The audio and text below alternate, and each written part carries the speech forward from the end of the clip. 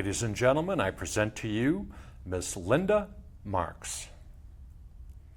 The first song I'm going to do is called The Wisdom of Lived Years. It's on my new album, The Silence of the Stars, and this is what I call a modern-day love song and lullaby for our children. My son, who's now 29, when he was young, I always would play music as he was going to sleep, and one of my favorite songs to play for him when he was little was a Peter, Paul, and Mary song called Day is Done. So in many ways, this is inspired by that song that I played for so many years for my own son, but it's for children today. It's called The Wisdom of Lived Years.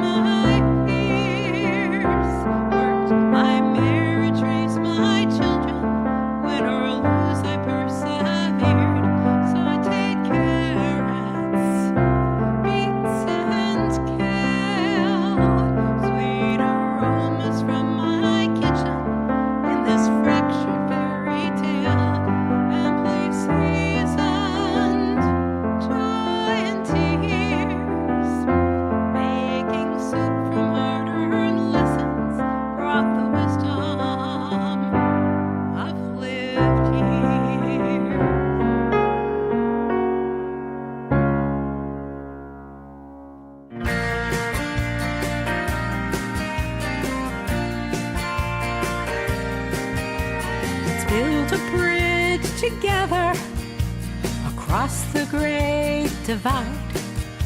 Each stone will make a difference.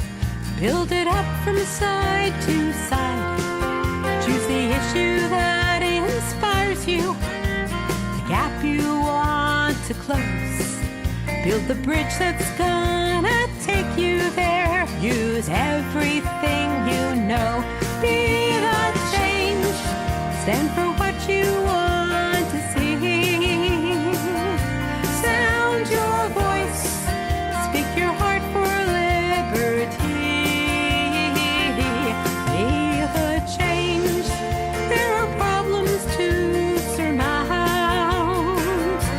Be the change. Be the change. Be the change. Your actions count.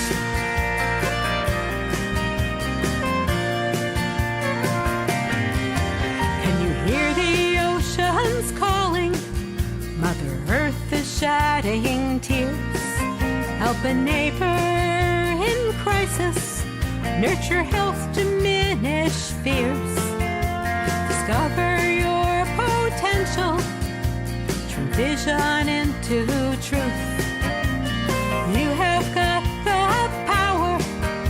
It's right inside of you. Be the change.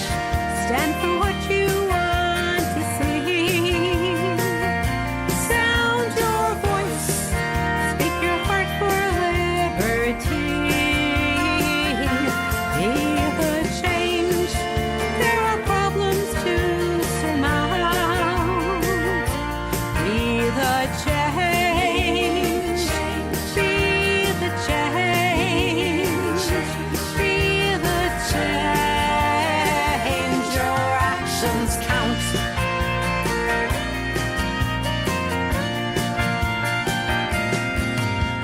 The roots of violets are deep and needing care. The future of our children should not be despair. Let's build a bridge together across the great divide, so people of all backgrounds are standing side by side. Just take a look around you and size up the world.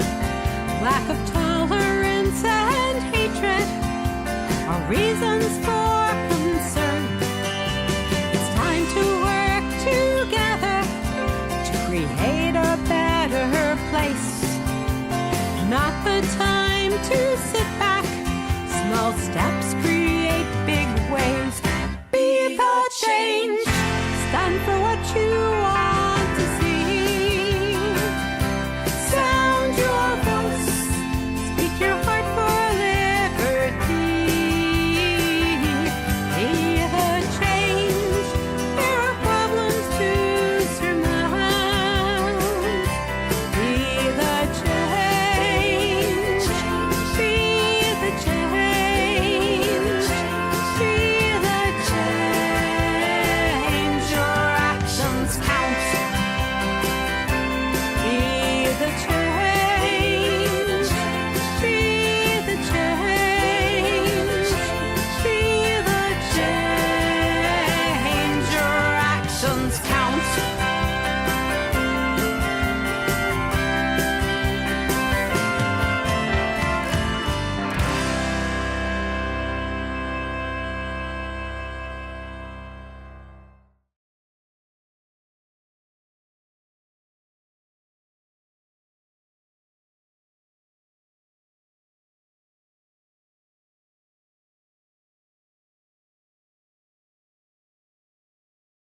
Hello, and welcome to another edition of Talkin' Tunes. I am your host, Frank Walsh.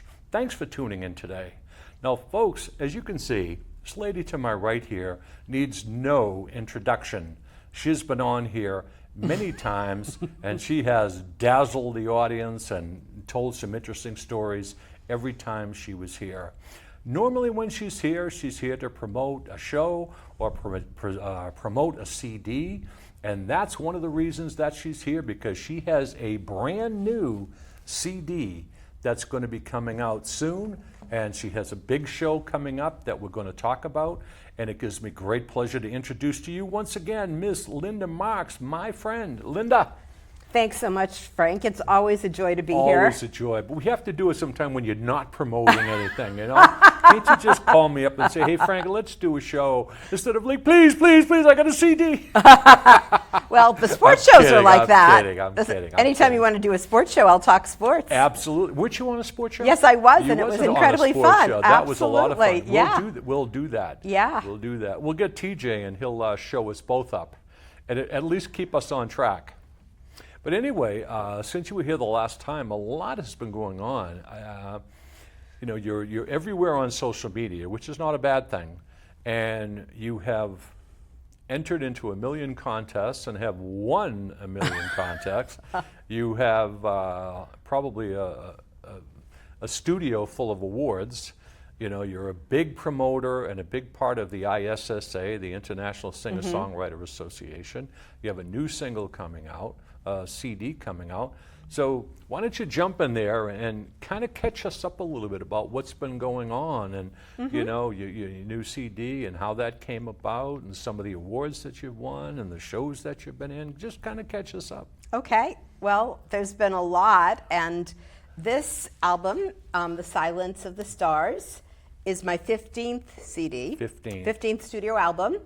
And it has an album release show on July 6th at the Burren in Somerville, Massachusetts, with full band. My dear friends Andy and Judy will be opening. Nice. And we'll be also singing with the opening and closing songs. But this album A lot of songs I write are social impact songs, looking at what's going on in the world, and I also write autobiographical songs that also are very universal, like the bridge between the personal and the universal is a big theme.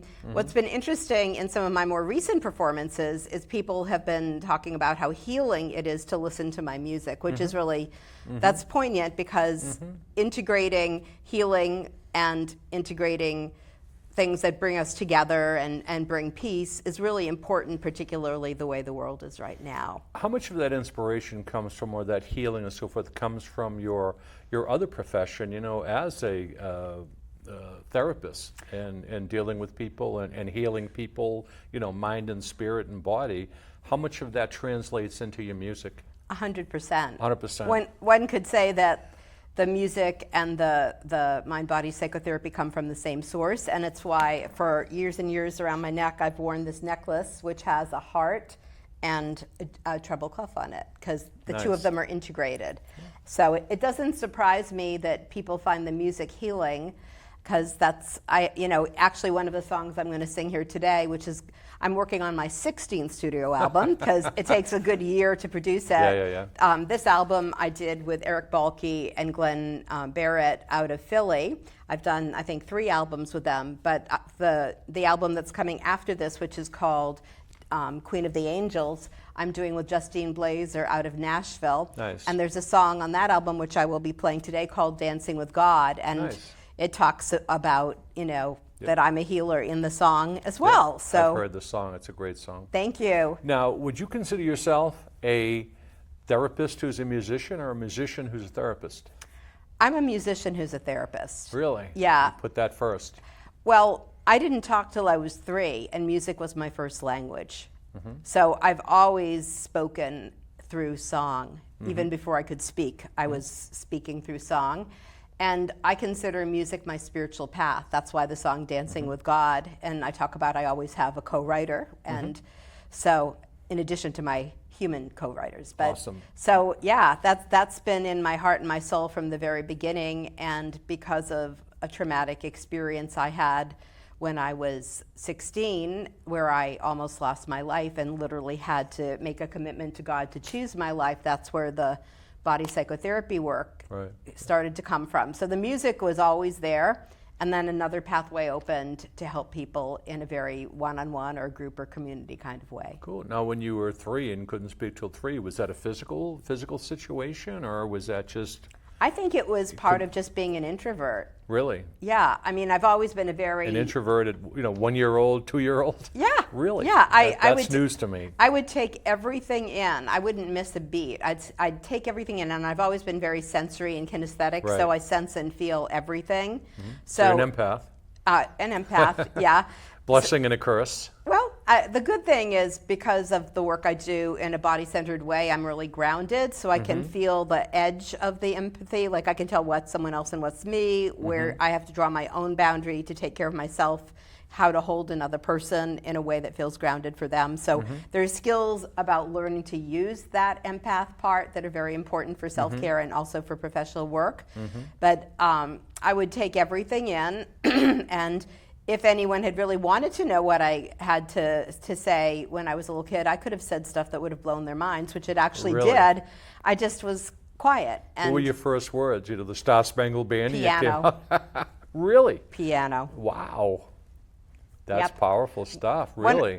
One of my albums, which is called The Piano, the lead song is about the little girl who always wanted a piano. Actually, the title song here, The Silence of the Stars, is another piece of the whole story, but my first word was piano. Wow. All I wanted was a piano. Now, were you exposed to that?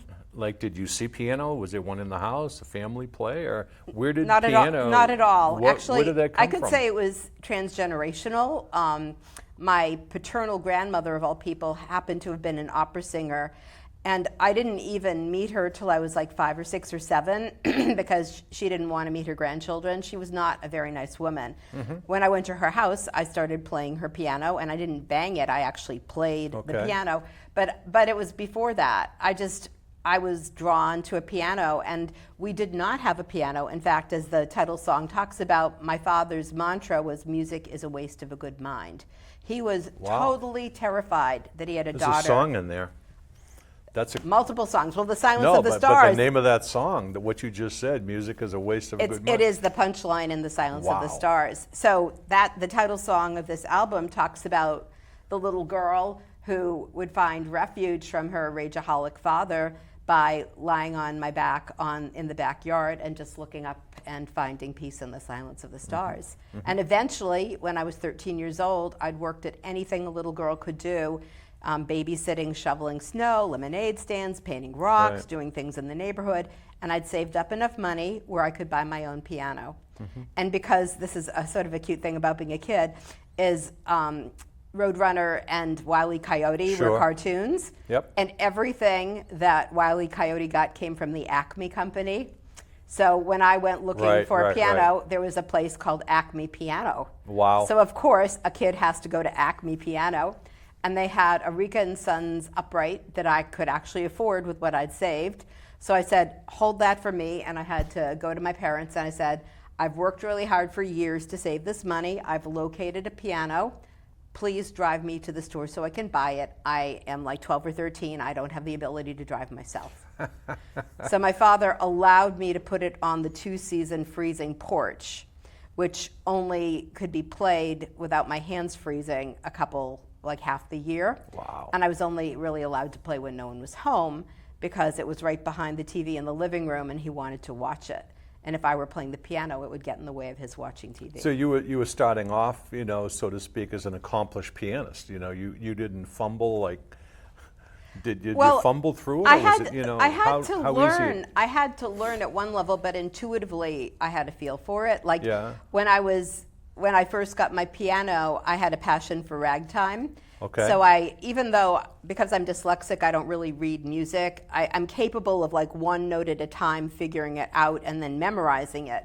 But I got the Scott Joplin book of all his rags, and I started teaching myself like one note at a time combined with my intuition, Scott Joplin rags. And like 6 or 7 of them Wow. I just mastered pretty readily, even though it wasn't about reading the music. It was just like figuring Right. it out and getting a feel for it and playing it intuitively. Yeah. So, you're still dyslexic, and that's still signs and all that stuff. well, the way it shows up is when I'm playing. I will make mistakes on the piano that have nothing to do with not having practiced thousands of times. Really? I'll just like spin stuff. I always play with charts because that grounds me, and then if my mind gets confused, I can bring myself back in. Yeah. But I have no control over that. I can be perfect sometimes, and I can make mistakes sometimes. Well, see, that's why I understand now when you send me messages that say, Frank, oh my dog. Well, that's a whole other story. Because when I was a little girl, God was dog spelled backwards D-O-G, rather than the other way right. around. I said, oh, my dog. For me, God was a dog. So That's funny. Yeah. That's funny. Now, as far as I think you clarified some things to me because I listen to your music. You put a lot of stuff out there. Some of the stuff really hits me in the feels. Yeah. Other stuff I have to like kind of strain to understand them. But they're all good pieces of music. Now, I wonder sometimes, and I'd asked you this before, is how you come up with some of the things that you did. Like for example, when I saw your song, like Appreciating a Flower. Oh Right? yeah, It's like that's on this album. Learn to really yeah, see but a that's flower. something that, I'm not a musician, but I do poetry, songs and all that, but I would not think of writing a song just about a simple flower. So where do you come up with that? Make Yeah. sense out of that, if you can. For that song in particular, there are 2 different threads. I'm a person who goes to the gym 7 days a week, and I've done that my whole adult life. And then came the pandemic where the gym Right, closed. right. So I started taking a walk every day in my very simple Waltham neighborhood, Right. and I called it A Walk Looking for Beauty.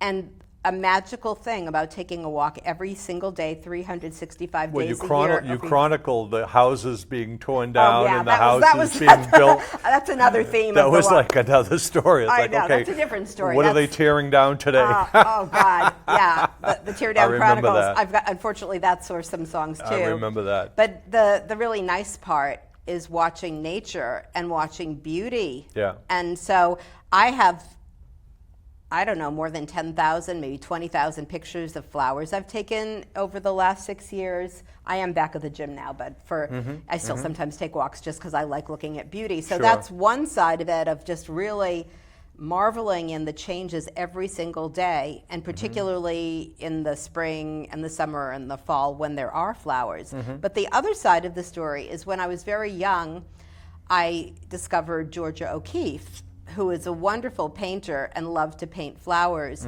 And when I first opened my therapy practice, I found this poster of one of her gorgeous red poppies, and she'd written a poem herself.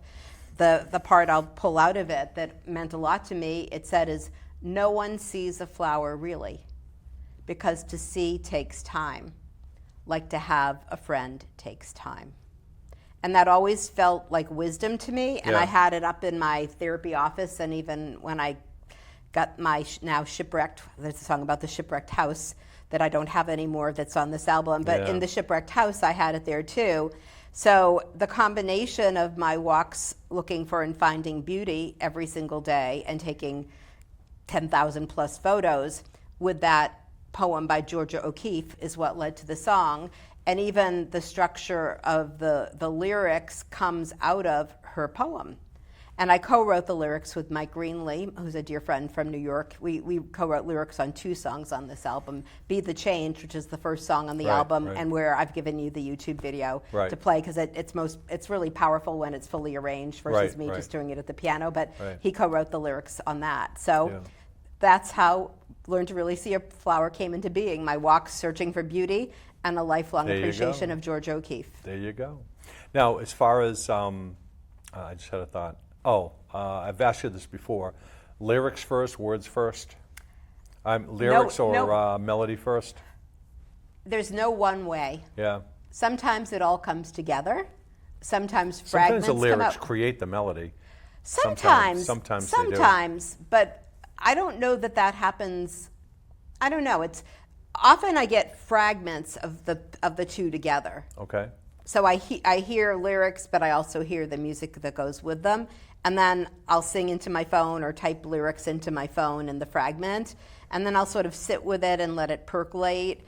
And then I might grow lyrics, I might grow melody. You know, I could go in either direction, or sometimes they come together. But it's each song has its own story of how it grew. Some of them come quickly, some of them just a little fragment comes and it takes a lot longer. Some I don't have the time, like I have 2 songs that are started right now that haven't had the space, for me to work on, and they've been sitting on my piano for 6 weeks.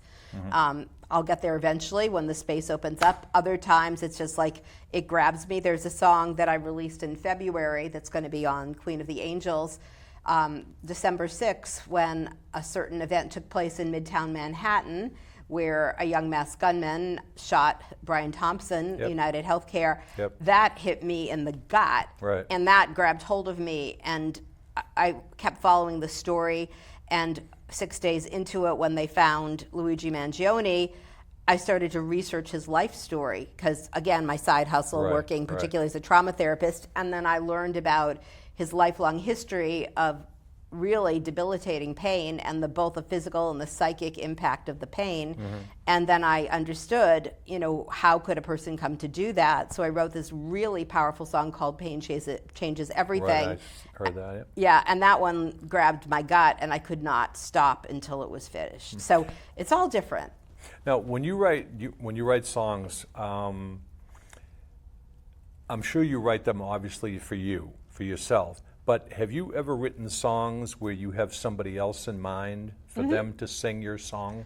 For them to sing? That you write a song and say, hey, Joe Smith or Mary Jones would really be able to sing this song great. I've never done it quite that way, but I've written songs for people.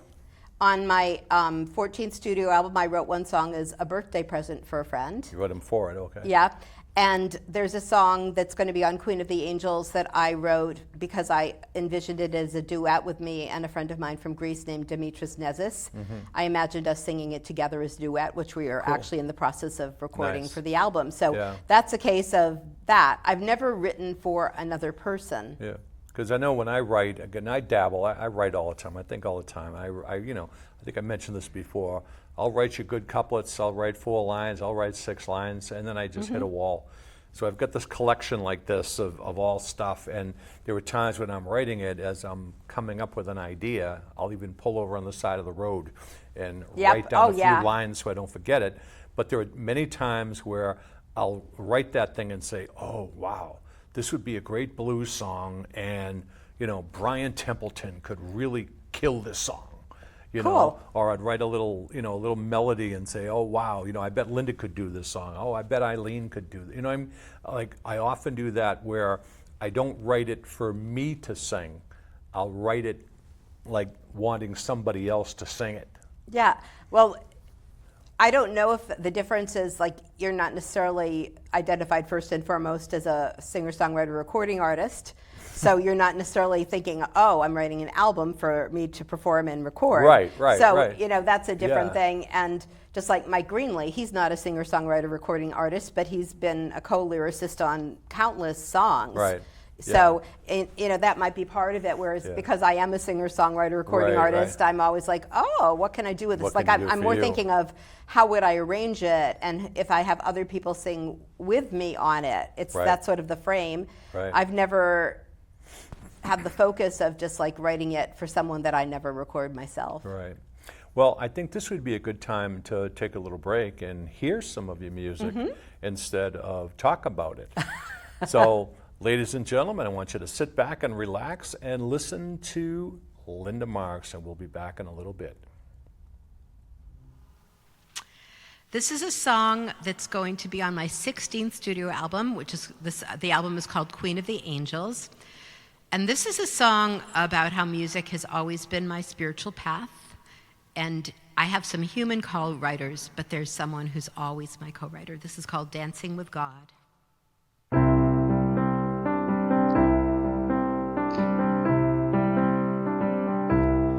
You light the candle, you plant the seed, you nurture fertile inspiration that grows inside of me. You write the music, the lyrics flow, then you play what you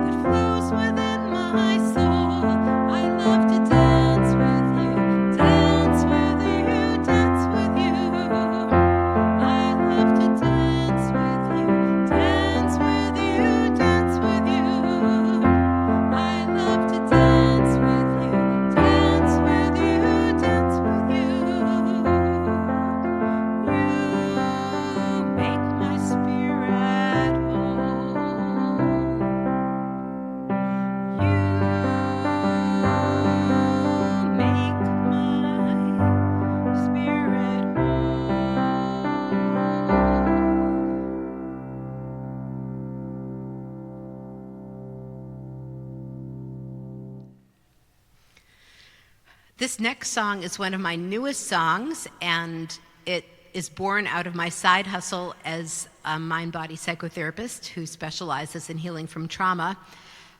We live in a world where there's so much pressure to be on social media and to post a newer, more exciting, more beautiful, more glamorous experience on social media. And it causes a lot of people a lot of stress. I've heard countless people talk about this. So I wrote this song to focus on self-worth, self-esteem, social media, and mental health. It's called Perfect. And this song was selected for the 2025 Josie Music Awards. It's nominated for Songwriting Achievement, and I'm very grateful for that.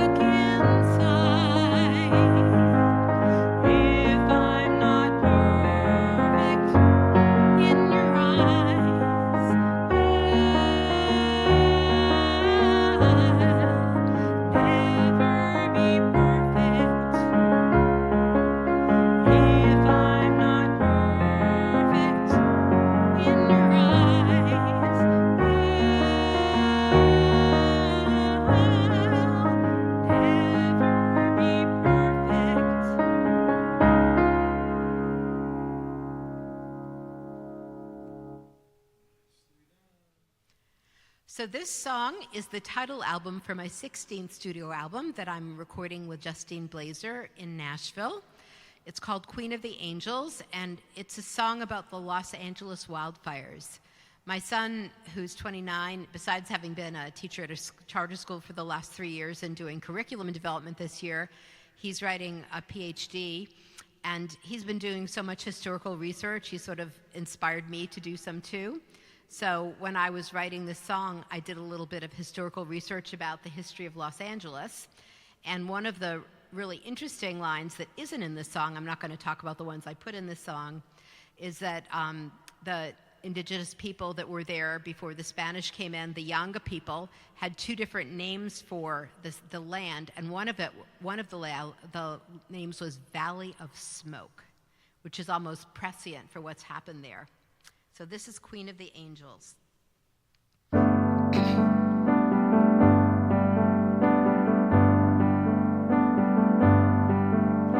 Flames burn through the valley of smoke, once called Yonga, place of poison oak, claimed for Spain in 1542, America's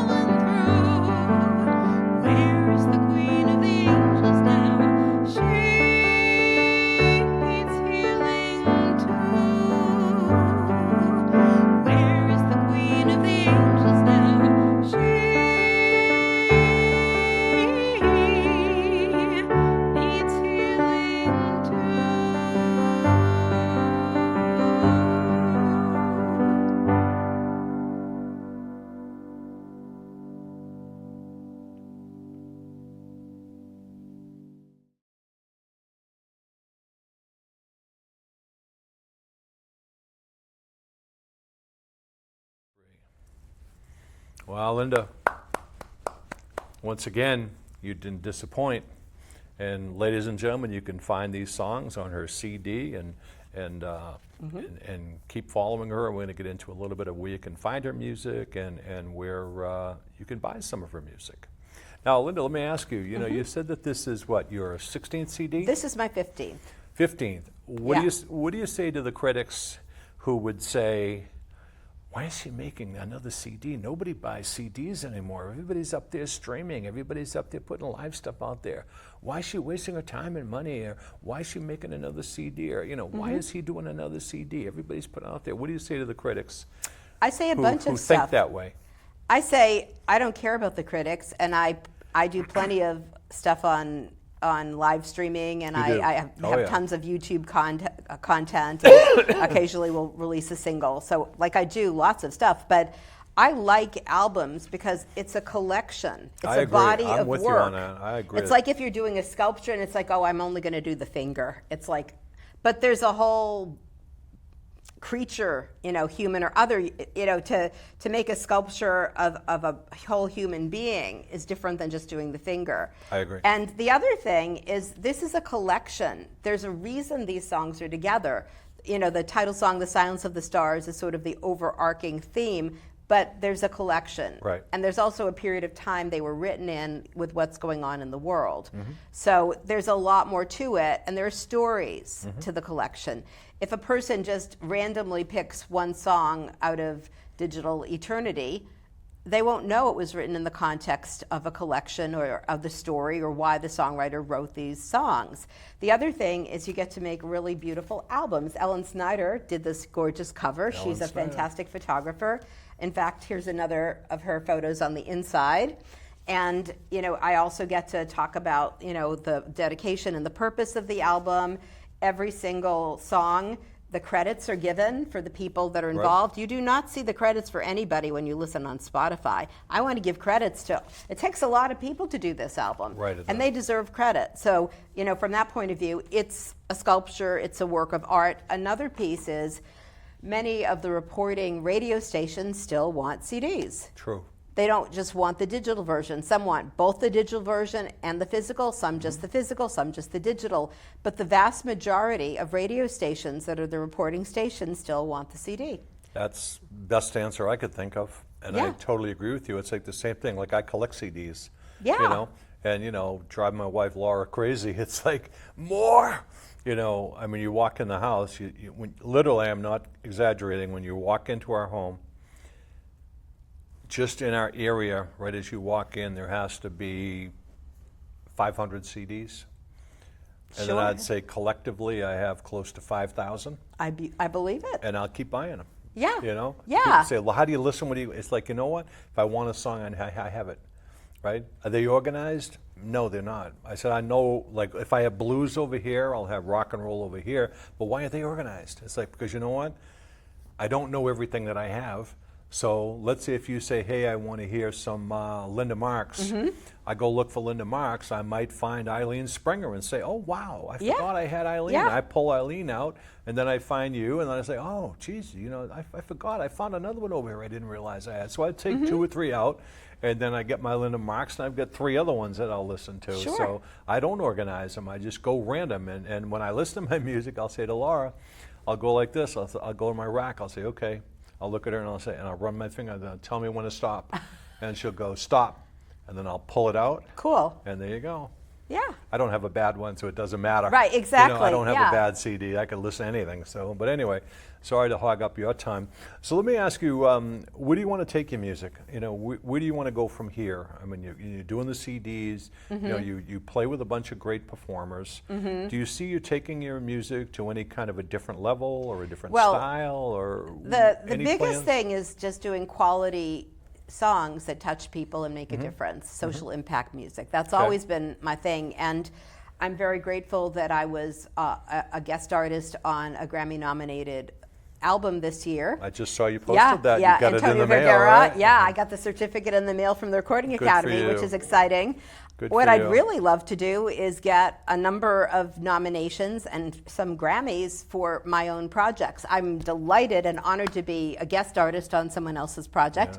And I'd love to have a vehicle that gives that opportunity for lots of other artists. And Justine is a brilliant, brilliant person. She's a brilliant producer. Who is it? Justine Blazer in Okay, Nashville. She's the person I'm doing my 16th studio album with.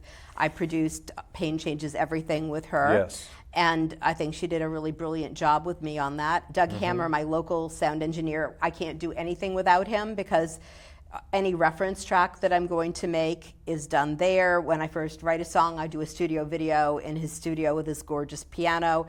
We do my video work there. You know, there's tons of work I do with him. But in terms of trying to both incorporate other people that are members of the Recording Academy community, because it's a really amazing feeling when you have people that are as devoted to their craft as I find in the Recording Academy community, and people, a lot of collaborative people that want to make a difference. Like, we all do it because it's our passion and our mission.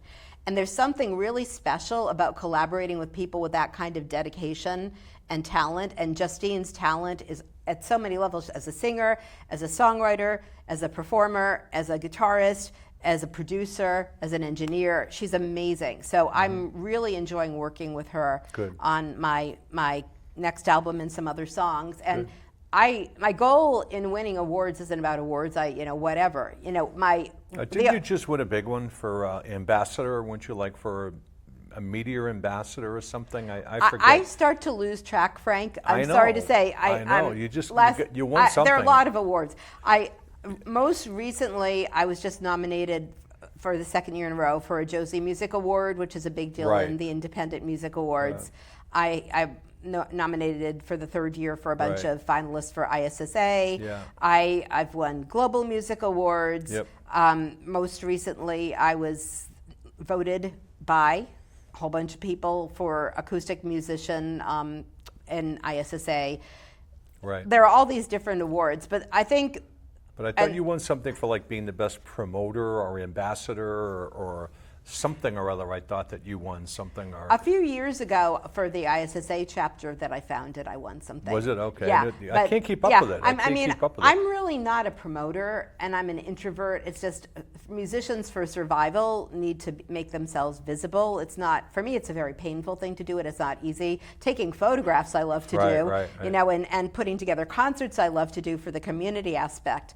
So I'm not quite sure which one you're talking about, but I thought you won something that's, for your promotion and your work and helping people in the musicians world, or promoting or something. I don't know what it was, but it was cool. Okay. It's cool. It's very possible I did. Cool. And I probably don't remember it, but the one award that means the most, short of getting a Grammy, which means a ton, is the Great American Song Contest. I've been grateful that I have been a finalist a few times there because they give feedback for every single song, and it's really thoughtful feedback. And if they put me as a finalist there, and it's like 1% of the people get there, then I really am grateful, because it means something was clicking on all cylinders. But the real reason I do it is to reach people. The healing part, the making a difference part. Hopefully, some of my songs, like Be the Change is an example, if we get a whole room of people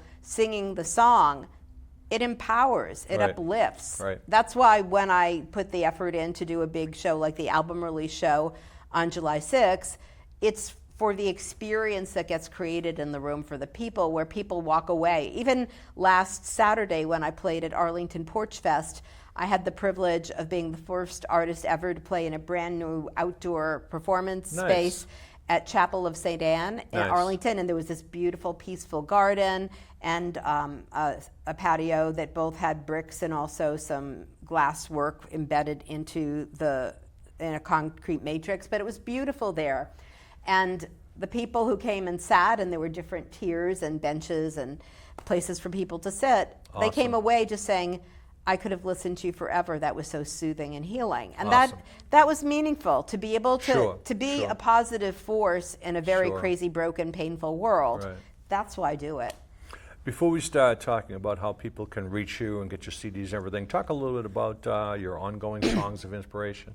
Oh yeah, that you do every weekend. Well, Eileen and I founded a Facebook group at the beginning of the pandemic called Songs of Inspiration in hard times. Yep. And so Still going. it's still going. Yeah. Eileen's an extrovert. I'm an introvert. There's like, I'm good. Eileen extrovert? No. No. No, I give her credit. I mean, she'll talk to anybody. She can keep talking. Me, I can sit and listen really well. I can talk when I need to, but Well, you're doing okay today, yeah, I tell you. I've learned to be an ambivert from my childhood days because it's necessary. That's but, funny.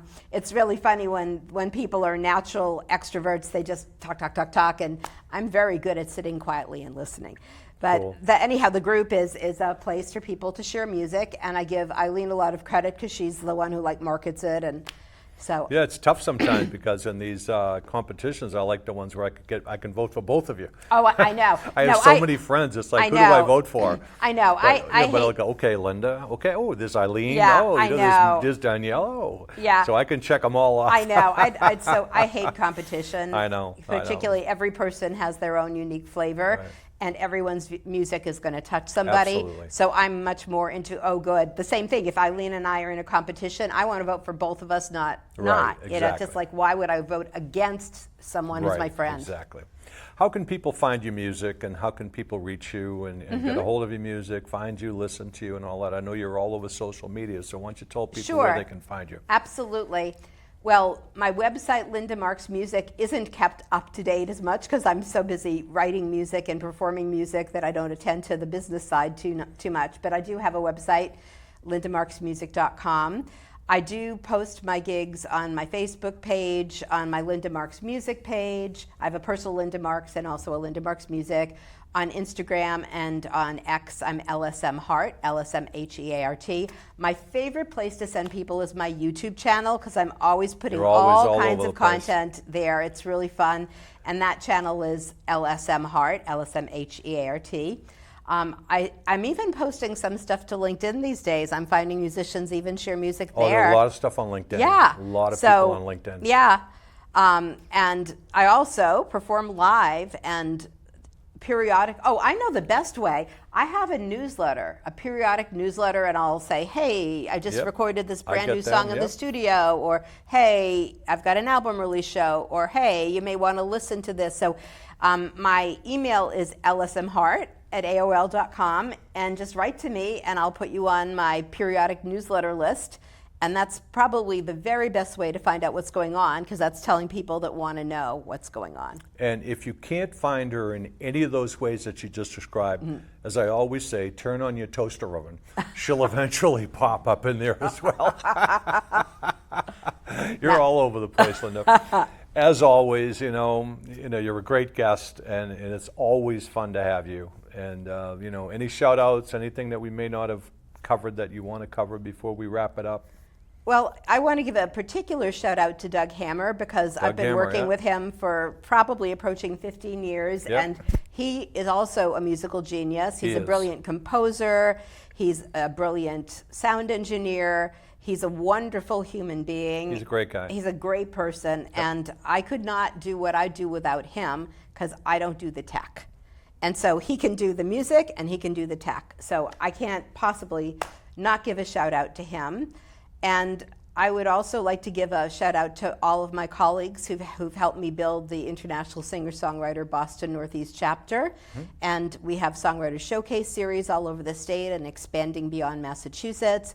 We do educational workshops. We're even doing our first in-person meet and greet in October.